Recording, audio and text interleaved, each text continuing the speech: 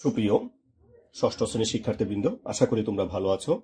যে যেখান থেকেই আজকের এই ভিডিওটি দেখছো সবাইকে স্বাগত জানাচ্ছি শঙ্কর টিউটোরিয়াল পার্কের পক্ষ থেকে।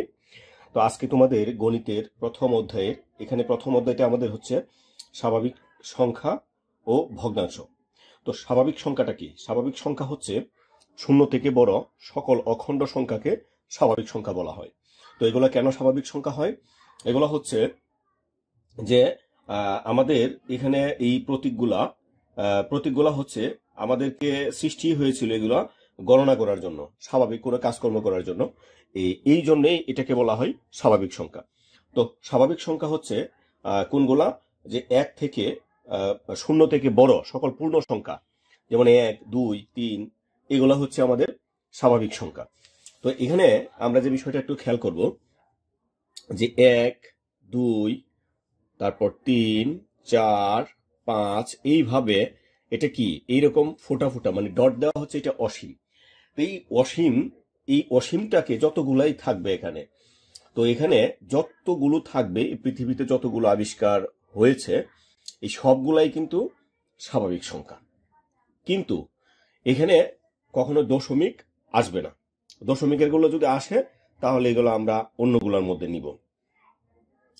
তো এখন আমাদেরকে একটা বিষয় যে জানতে হবে, সেটা হচ্ছে আমরা যে স্বাভাবিক যে সংখ্যা বললাম, স্বাভাবিক সংখ্যাটা সৃষ্টি থেকে প্রথমে আছে অঙ্ক। তো অঙ্ক কাকে বলে? তো অঙ্ক আমরা এখানে 1, 2, 3, 4, 5 এইভাবে মনে করো, এখানে 50 এগুলো কিন্তু সংখ্যা, ঠিক আছে? 50, 51, 52 এরকম ভাবে যেগুলো আসবে সেগুলো কি, সেগুলো আমাদের হচ্ছে সংখ্যা।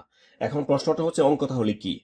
তো অঙ্ক হচ্ছে, আমি যদি একটি কথা বলি যে আমি বললাম আমার কাছে একটি আম আছে, তখন আমি কি লিখবো এখানে? একটি। তো এই একটি যেটা লিখলাম সেটা দ্বারা কি হয়েছে? কোনো পরিমাণকে নির্দেশ করছে, তাই না? তো কোনো পরিমাণ এবং সংখ্যা এটা যদি নির্দেশ করে সেটা হচ্ছে সংখ্যা। তো পরিমাণ বা সংখ্যা এরকম যখন নির্দেশ করবে তখন সেটাকে আমরা সংখ্যা বলবো। তাহলে অঙ্কটা কি? এই যে আমি মুখের ভাষায় বললাম একটি, টর শিকারটি, সেটা আমি বাংলায় লিখলাম, আর একটাকে আমরা অঙ্কে লিখলাম। এখন এই যে অঙ্ক লেখাটা আমরা বলি, কেন বলি এটা শুনো। এই কথাটাকে বোঝানোর জন্য আমি এই প্রতীকটা ব্যবহার করেছি। তাহলে কোন সংখ্যা বা পরিমাণকে ব্যবহার করার জন্য যে সকল চিহ্ন বা প্রতীক আমরা ব্যবহার করি সেগুলোকে বলা হয় অঙ্ক। কথাটা কি বুঝতে পেরেছ? আমি আবারও বলি, সংখ্যা, যে কোনো সংখ্যা বা পরিমাণকে নির্দেশ করার জন্য যে সকল চিহ্ন বা প্রতীক আমরা ব্যবহার করি সেগুলোকে বলা হয় অঙ্ক। তো এই অঙ্কের মাধ্যমেই আমরা সংখ্যার সৃষ্টি করতে পারি। এখন প্রশ্ন হচ্ছে তোমাদের, যে তাহলে অঙ্ক আর প্রতীক আর অঙ্ক আর হচ্ছে কি সংখ্যা, সেটার মধ্যে আমরা আলাদা করব কিভাবে? হ্যাঁ, সেটা আলাদা আমি নিয়ে আসছি। তো সেটা খুবই সূক্ষ্ম একটা ব্যাপার এবং আবার খুবই সহজ একটা বিষয়। তো সেটা আমি নিয়ে আসছি, আস্তে আস্তে আমি ওইদিকে যাচ্ছি। তো আমি বলছিলাম কি, যে চিহ্ন বা প্রতীক আমরা ব্যবহার করি সেগুলো হচ্ছে অঙ্ক। তাহলে এই যে 1, সেটাও কিন্তু আমরা আর একটা চিহ্ন বা প্রতীক। আমাদের বাংলা ভাষায় হচ্ছে এই প্রতীকটাকে 1 এক ধরি আমরা, আর ইংরেজি এমন প্রতীক লিখলে ইংরেজি ভাষাভাষীদের জন্য সেটা 1 গণনা করা হয়। আমার হাতে এখানে কয়টি কলম আছে? একটি। যখন আমি বাংলাদেশে থাকবো বা বাংলা ভাষায় বোঝাতে চাবো তখন আমরা লিখবো 1, আর যখন ইংরেজি ভাষায় আমি বোঝাবো তখন হবে এটা সংখ্যা যদি বোঝাই। তাহলে আমরা যদি বলি এখানে 12টি, 1 ডজন সমান কতটি? 12টি। এবার দেখো এখানে অঙ্ক কয়টা আছে? অঙ্ক কিন্তু এখানে 1 একটা অঙ্ক, 2 একটা অঙ্ক। তাহলে 2 অঙ্কের এটা একটা সংখ্যা। কেন সংখ্যা? কারণ 12টি কি রয়েছে? 12টি কলম রয়েছে, বা যাই আমরা বলি 12টি রয়েছে, এই জন্য এটা হবে সংখ্যা। তো আশা করি তোমরা প্রশ্নের উত্তরগুলো পেয়েছো, যে সংখ্যা আর অঙ্কের মধ্যে কিভাবে পার্থক্য করবো। এই যে 1 সেটাকে আমরা এক্স্যাক্টলি ভাবে আমরা এখানে যেহেতু কোনো নির্দেশ করব না, যদি 1 অঙ্কের থাকে এটার পিছনে যদি কোনো একক না থাকে এটাকে আমরা অঙ্ক হিসাবে ধরে নেব। 1 এটা একটা অঙ্ক, কিন্তু এটার দ্বারা যখন এই যে একটি, তখন এটা আমরা সংখ্যা হিসাবে গণ্য করব। আর যদি এই 1 এর অধিক অঙ্ক থাকে তাহলে সেটাকে আমরা সংখ্যা হিসাবে গণ্য করব। তবে এখানে আমাদের বলতে হবে কয়টি অঙ্ক আছে। যেমন 12 সেটা একটা সংখ্যা, কয় অঙ্কের সংখ্যা? 2 অঙ্কের সংখ্যা। আশা করি বিষয়টা আমি বোঝাতে পেরেছি। তারপরে বিষয়টা যেটা অঙ্কপাতন। তো অঙ্কপাতন জিনিসটা কি? তো আমাদের এই যে অঙ্ক রয়েছে, কয়টি অঙ্ক রয়েছে?